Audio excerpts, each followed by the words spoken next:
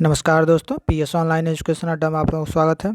Friends, आज की video में हम लोग यूपी SSC लेखपाल की तैयारी के अंतर्गत प्रैक्टिस सेट 4 को हल करेंगे, जो कि हमारा जीके का होगा।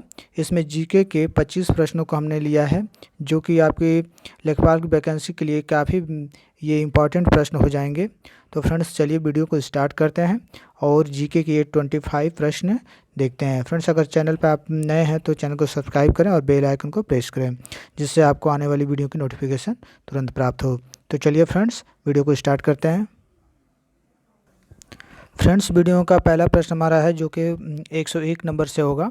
ठीक है फ्रेंड्स, तो आइए देखते हैं। इसमें हमारा पहला प्रश्न है, 101 नंबर का प्रश्न क्या है।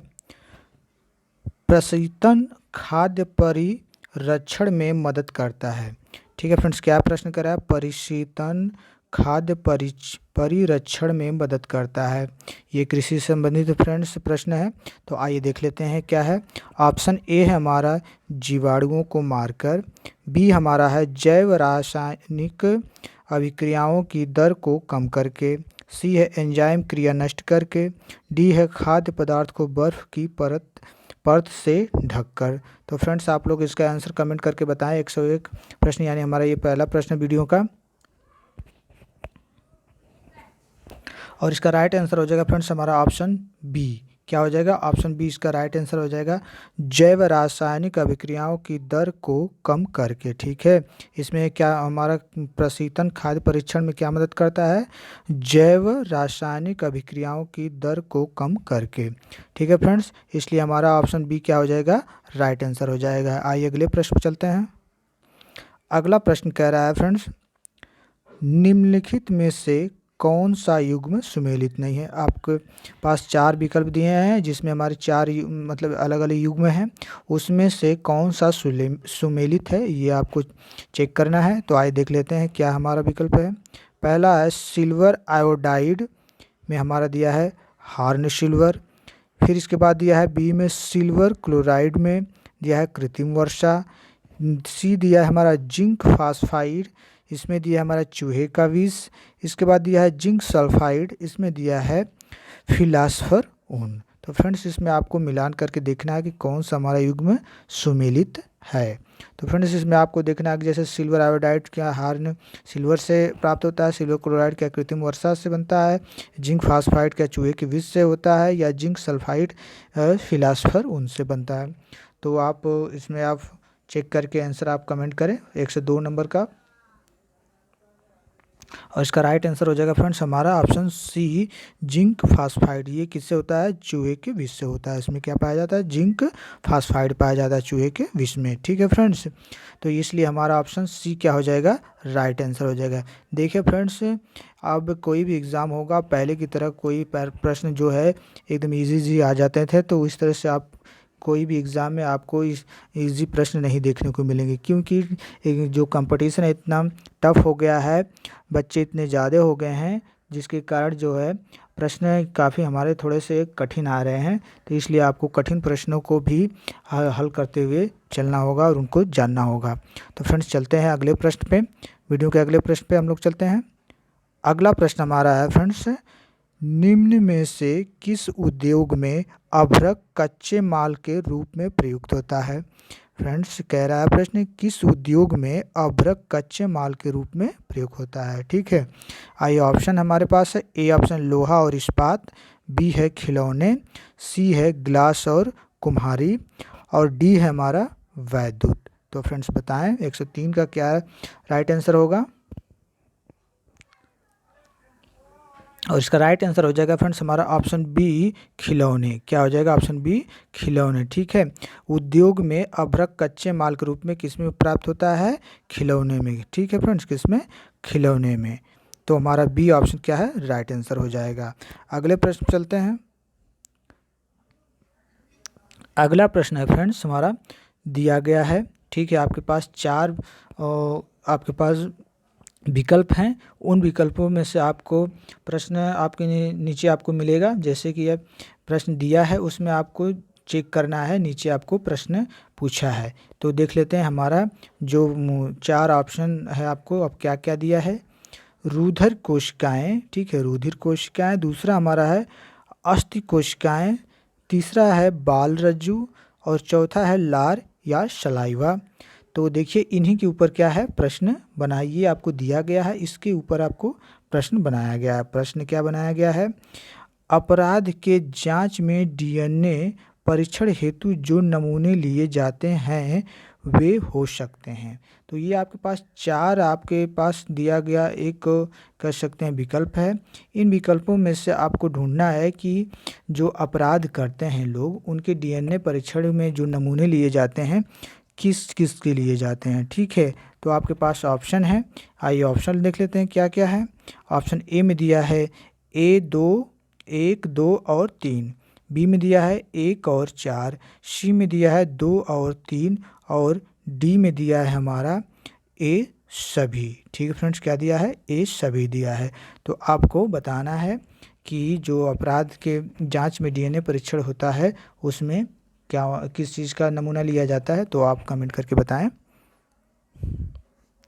और इसका राइट आंसर हो जाएगा फ्रेंड्स हमारा ऑप्शन डी ए सभी। ठीक है फ्रेंड्स, क्या हो जाएगा, ये सभी हो जाएंगे। ठीक है, हमारा रुधिर कोशिकाएं, ठीक है, रुधिर कोशिकाओं की भी परीक्षण होती है, अस्थि कोशिकाओं की भी परीक्षण होती है, बाल रज्जु की भी परीक्षण होती है और लार सलाइवा की भी ठीक है नमूने लेकर इनका परीक्षण किया जाता है अपराध की जांच के डीएनए में। ठीक है, तो इस हिसाब से हमारा राइट आंसर हो जाएगा ऑप्शन डी ए सभी।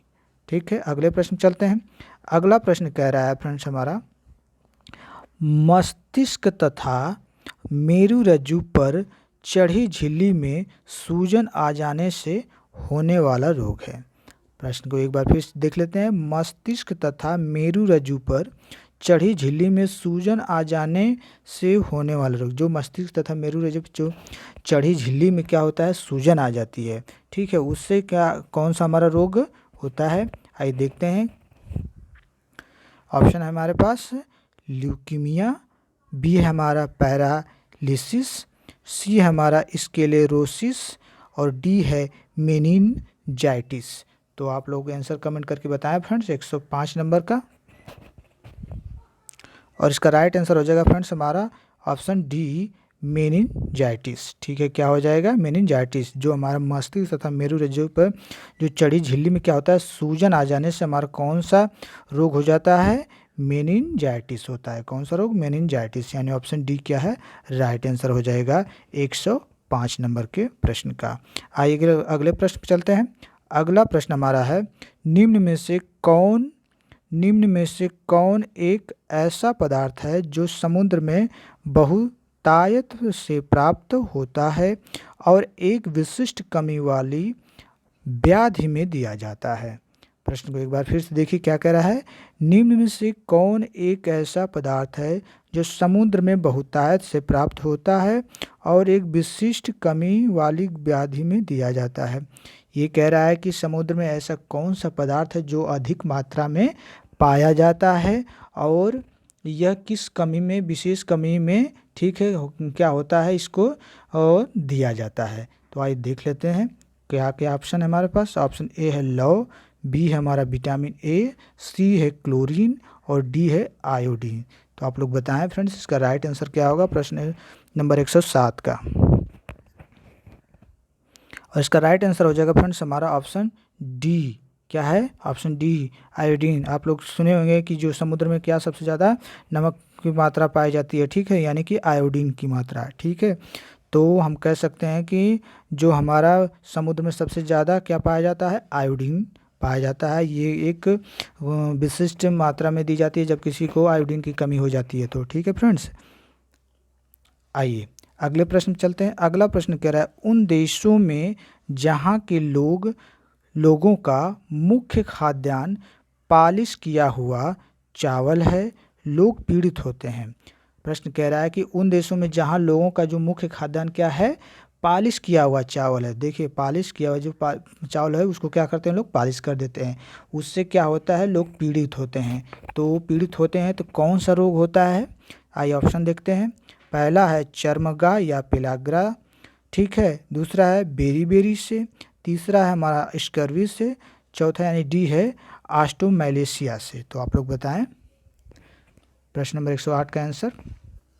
और इसका राइट आंसर फ्रेंड्स हमारा हो जाएगा ऑप्शन बी। क्या है? ऑप्शन बी, बेरी बेरी से। ठीक है, जहाँ चावल को अगर पॉलिश करके खाया जाता है तो उससे हमारे कौन सा रोग होता है? और बेरी बेरी होता है। कौन सा? बेरी बेरी होता है रोग। ठीक है फ्रेंड्स, इसलिए चावल को पॉलिश करके नहीं खाना चाहिए। ठीक है, तो हमारा ऑप्शन क्या सही होगा? ऑप्शन बी होगा। ठीक है, प्रश्न नंबर 108 का बी।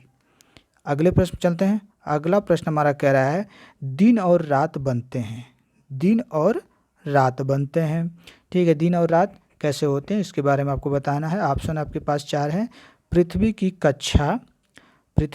कक्षा की आकृति के कारण। ठीक है, बी है परिक्रमण की गति के कारण, सी है घूर्णन गति के कारण, डी है उपरोक्त में से कोई नहीं। तो बताएं दिन और रात कैसे होते हैं। आपके पास 4 ऑप्शन है। बहुत ही आसान सा प्रश्न है, ये भूगोल का प्रश्न है फ्रेंड्स, 109 नंबर। और इसका राइट आंसर हो जाएगा फ्रेंड्स हमारा ऑप्शन सी, घूर्णन की गति के कारण। ठीक है, दिन और रात घूर्णन गति के कारण। जो पृथ्वी में हमारी जब घूर्णन गति करती है तो हमारा क्या होता है? दिन और रात होता है। ठीक है फ्रेंड्स, तो ये हमारा प्रश्न नंबर 109 का सही आंसर क्या था? Option C. अगले प्रश्न पर चलते हैं। अगला प्रश्न कह रहा है माइका निम्नलिखित शैलों के कौन से एक युग में पाया जाता है? एक माइका है। ठीक है, माइका है, कह रहा है कि जो है निम्नलिखित शैलों के कौन से एक युग में से पाया जाता है। यानी कि ये दिया है शैलों का एक युग में दिया है, उसमें पूछा है कि माइका किस में पाया जाता है। ठीक है, ये जो हमारा माइका है। ठीक है, तो आइए देख लेते हैं हमारा कौन कौन सा युग में है। ऑप्शन ए में दिया है हमारा स्लेट बालू पत्थर, बी में दिया है सिस्ट नाइसनीस, और सी दिया है चूना पत्थर। ठीक है, जिसे बालू पत्थर में दिया है युग में जिसका, और सैल का दिया है चूना पत्थर। तो फ्रेंड्स आप लोग कमेंट करके बताएं प्रश्न नंबर 110 का राइट आंसर क्या होगा। फ्रेंड्स इसका राइट आंसर हो जाएगा हमारा ऑप्शन बी, सिस्ट में। ठीक है, नाइस नीस। ठीक है, इसमें क्या है? क्या पाया जाता है? माइका पाया जाता है। ठीक फ्रेंड्स, माइका पाया जाता है, यानी ऑप्शन बी क्या है? राइट आंसर हो जाएगा। अगले प्रश्न चलते हैं। अगला प्रश्न हमारा है, अगला प्रश्न कह रहा है राजकुमार जो अपने पिता की मृत्यु के लिए उत्तरदायी था। बहुत ही अच्छा प्रश्न है, ये आपका हिस्ट्री से इतिहास का प्रश्न है। ये प्रश्न काफ़ी बार पूछा गया है फ्रेंड्स, और ये बहुत ही इम्पॉर्टेंट, बहुत ही वेरी वेरी इंपॉर्टेंट प्रश्न है, ये आपको आना चाहिए। आइए देखते हैं प्रश्न को एक बार फिर से देख लेते हैं। राजकुमार जो अपने पिता की मृत्यु के लिए उत्तरदायी था, कौन था? देखते हैं। ऑप्शन ए है अजातशत्रु, और बी है चंद्रप्रद्योत, और सी है प्रसेनजीत, डी है उदयन। तो फ्रेंड्स बताएं। और इसका राइट आंसर हमारा क्या हो जाएगा फ्रेंड्स? Option A Ajatashatru. ठीक है, कौन हो जाएगा? Option A Ajatashatru. अजातशत्रु क्या था? अपने पिता को बंदी बनाकर उसे मार दिया था और गद्दी पर बैठा था, और अजातशत्रु को उसका पुत्र उसे बंदी बनाकर मार दिया था और वो गद्दी पर बैठा था। ठीक है फ्रेंड्स, तो इसमें हमारा राइट आंसर क्या हो जाएगा? Option A Ajatashatru. ठीक है, क्या है? अजातशत्रु। ठीक है, यानी अजातशत्रु क्या किया था? अपने पिता के मृत्यु के लिए उत्तरदायी था। कौन? अजातशत्रु। तो हमारा ऑप्शन ए राइट आंसर हो जाएगा। अगला प्रश्न हमारा है फ्रेंड्स, महाभारत के लेखक पतंजलि समकालीन थे। ठीक है, महाभाष्य के लेखक पतंजलि समकालीन थे।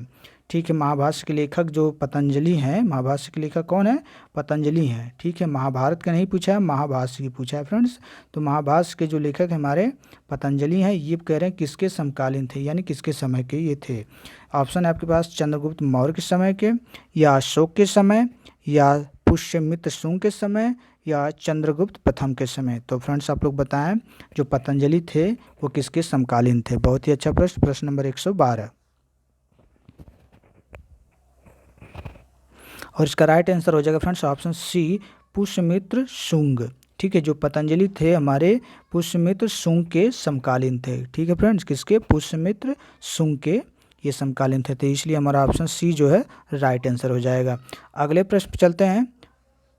अगला प्रश्न कह रहा है महान जैन धर्म विद्वान हेमचंद्र किसकी सभा को अलंकृत करते थे? जो महान जैन विद्वान थे हेमचंद्र, ये किसकी सभा को अलंकृत करते थे? आइए ऑप्शन देखते हैं। ऑप्शन क्या क्या है हमारे पास? ऑप्शन ए है हमारा अमोघवर्ष, बी है कुमारपाल, सी है जयसिंह सिद्धराज, डी है विद्याधर। तो फ्रेंड्स इसका राइट आंसर दें आप लोग। प्रश्न नंबर 113 इसका राइट आंसर हो जाएगा फ्रेंड्स। प्रश्न नंबर 113 का ऑप्शन सी कुमार रामदेव। कौन? कुमार रामदेव। सॉरी फ्रेंड्स, कुमार रामदेव नहीं, आपका जयसिंह सिद्धराज। ठीक है, जयसिंह सिद्धराज हो। ठीक है, कौन हो जाएंगे?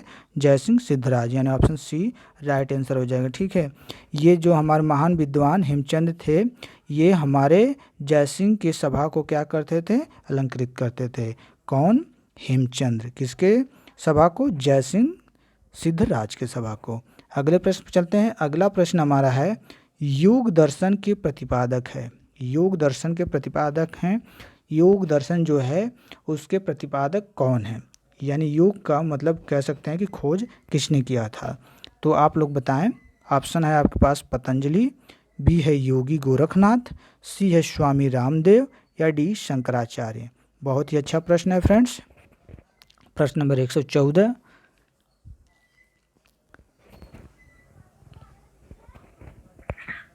और इसका राइट आंसर हो जाएगा फ्रेंड्स हमारा ऑप्शन ए पतंजलि। ठीक है, कौन? पतंजलि। ठीक है, योग दर्शन के प्रतिपादक कौन थे? पतंजलि। बहुत से लोग स्वामी रामदेव को मान रहे होंगे कि रामदेव बाबा जो है योग सिखाते हैं तो ये होंगे। नहीं, ये भी जो है पतंजलि के ही शिक्षा के अनुसार इन्होंने शिक्षा प्राप्त किया है। ठीक है, योग को प्राप्त किया है। तो योग दर्शन के प्रतिपादक कौन है? हमारे पतंजलि जी हैं। कौन? पतंजलि, यानी ऑप्शन ए इसके राइट आंसर हो जाएगा। ठीक है, अगले प्रश्न चलते हैं। अगला प्रश्न हमारा है फ्रेंड्स, अगला प्रश्न कह रहा है गंगा घाटी में धान की खेती का प्राचीनतम प्रमाण कहाँ से मिलता है? गंगा घाटी में धान की खेती का प्राचीनतम प्रमाण कहाँ से मिलता है? ए ऑप्शन है लहुरा देव, बी है सेनुवार, सी है सोह गौरा, डी है कौशाम्बी। तो फ्रेंड्स बताएं 115 नंबर का राइट आंसर क्या होगा? और 115 नंबर का राइट आंसर फ्रेंड्स हमारा क्या हो जाएगा? ऑप्शन ए लहुरा देव। ठीक है, कौन? लहुरा देव। ठीक है, गंगा घाटी की धान की खेती का प्राचीनतम प्रमाण हमारा जो मिलता है ये लहुरा देव में मिलता है। कहाँ? लहुरा देव में मिलता है फ्रेंड्स। ठीक है, प्राचीन जो धान की खेती का गंगा घाटी में ये प्राचीनतम प्रमाण हमारा लहुरा देव में मिलता है। अगले प्रश्न चलते हैं। अगला प्रश्न कह रहा है बुद्ध का, ठीक है, बुद्ध का किसके सिक्कों पर अंकन हुआ है? जो भगवान बुद्ध जी हैं वो कह रहा है प्रश्न कि जो बुद्ध का किसके सिक्कों पर अंकन, यानी किसके सिक्कों पर बुद्ध जी की प्रतिमा है? तो फ्रेंड्स आप लोग 116 नंबर का आंसर कमेंट करें। प्रश्न नंबर 116 और 116 नंबर का हमारा राइट आंसर हो जाएगा फ्रेंड्स ऑप्शन बी कनिष्क। ठीक है, कनिष्क। ठीक है, बुद्ध जी के जो प्रतिमा है कनिष्क ने अपने सिक्कों पे इनका चलन करवाया था। ठीक है, तो यानी हमारा राइट आंसर कौन हो जाएगा? Option B. अगले प्रश्न चलते हैं।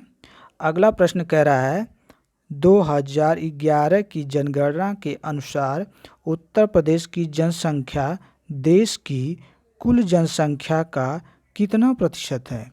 प्रश्न कह रहा है 2011 की जनगणना के अनुसार उत्तर प्रदेश की जनगणना जो है देश की कुल जनसंख्या का कितना प्रतिशत है? यानी जो उत्तर प्रदेश की जनसंख्या है ये कुल अपने पूरे देश में कितना प्रतिशत है 2011 के जनगणना के अनुसार?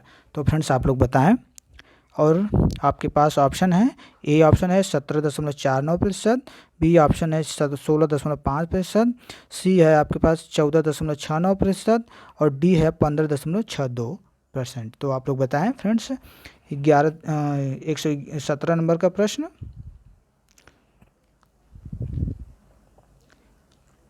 और इसका राइट आंसर हो जाएगा 117 का फ्रेंड्स ऑप्शन बी। कौन? Option B. ऑप्शन बी आपका राइट आंसर हो जाएगा 16.5%। जो उत्तर प्रदेश की जनसंख्या है 2011 जनगणना के अनुसार अपने भारत में ये कितना स्थान रखती है? 16.5%। ठीक है, कितना? 16.5%, यानी ऑप्शन बी इसका राइट आंसर हो जाएगा। अगले प्रश्न चलते हैं। अगला प्रश्न कह रहा है मुगल शासन में तांबे का सिक्का कहलाता था। मुगल शासन में तांबे का सिक्का कहलाता था? क्या कहलाता था?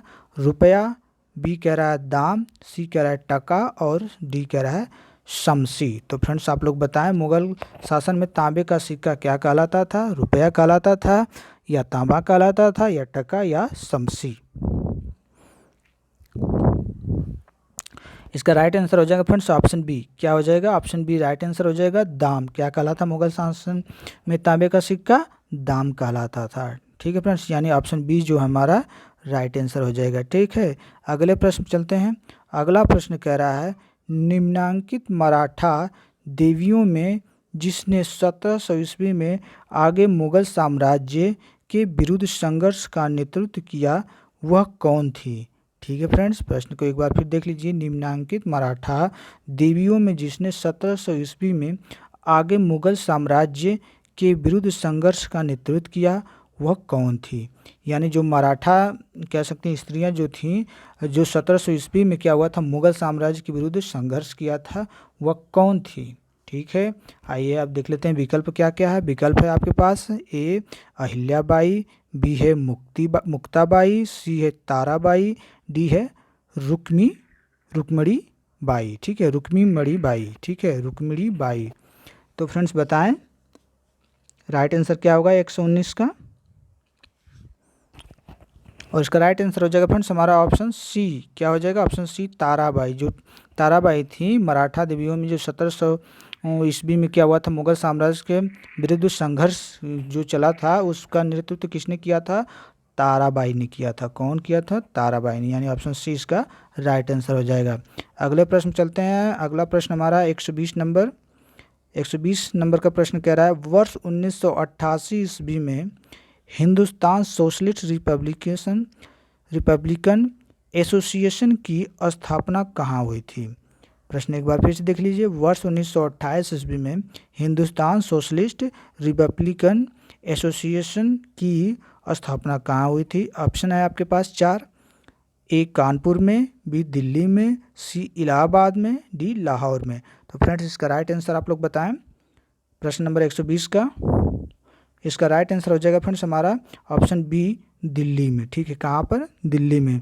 जो वर्ष 1928 में हिंदुस्तान सोशलिस्ट रिपब्लिकन एसोसिएशन की जो स्थापना हुई थी हमारी, कहाँ पे? दिल्ली में हुई थी। ठीक है फ्रेंड्स, अगले प्रश्न चलते हैं। अगला प्रश्न हमारा है, निम्न में से कौन सा एक सबसे कम वर्षा वाला क्षेत्र है?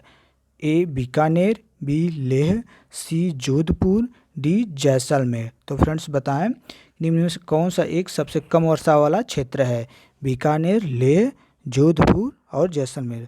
यानी कि हमारे भारत का वो कौन सा स्थान है जहाँ पे सबसे कम वर्षा होती है? तो फ्रेंड्स आप लोग बताएं। प्रश्न नंबर 121 का राइट आंसर क्या हो जाएगा? और इसका राइट आंसर हो जाएगा फ्रेंड्स हमारा ऑप्शन बी लेह। ठीक है, लेह में क्या होता है? सबसे कम वर्षा होती है। ठीक है, क्या होती है? लेह में सबसे कम वर्षा होती है। अगले प्रश्न चलते हैं।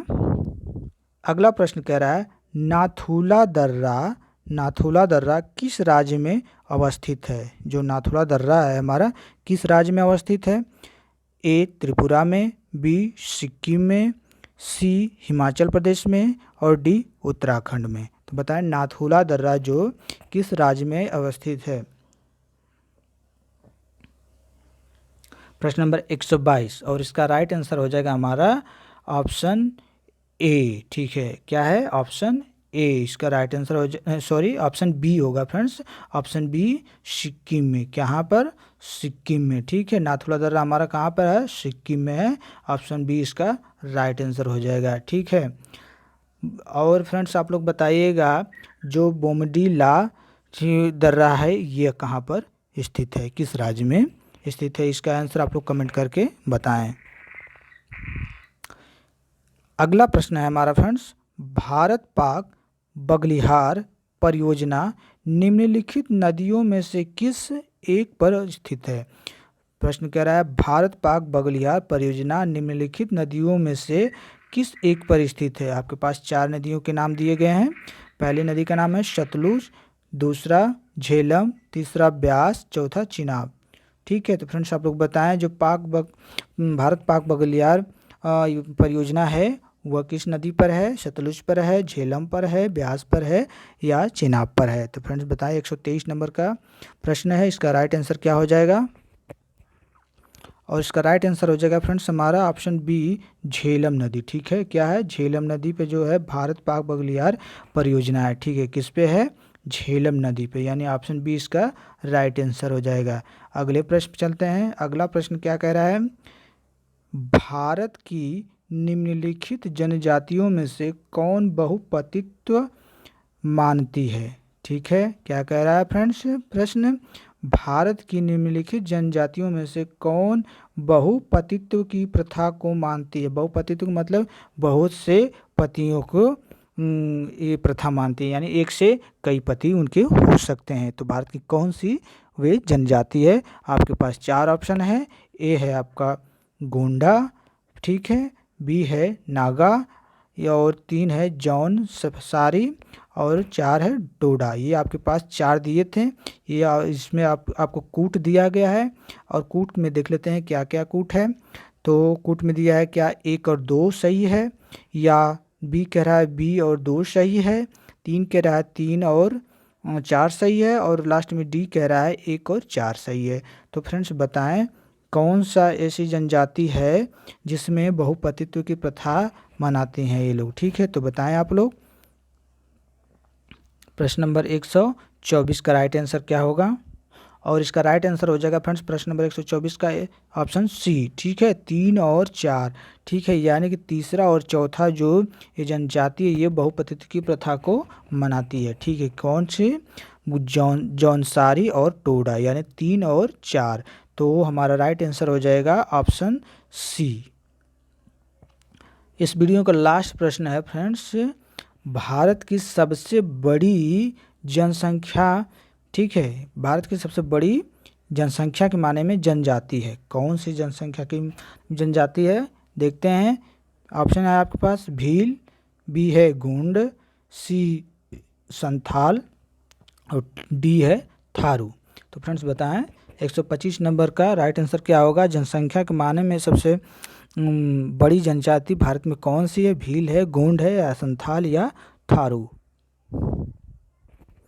प्रश्न नंबर 125, और इसका राइट आंसर हो जाएगा फ्रेंड्स हमारा ऑप्शन बी, गोंड। जो गोंड जनजाति है भारत में जनसंख्या के माने में सबसे बड़ी जनजाति है। कौन? गोंड। ठीक है फ्रेंड्स, यानी ऑप्शन बी इसका राइट आंसर हो जाएगा। तो फ्रेंड्स ये इस वीडियो का लास्ट प्रश्न था।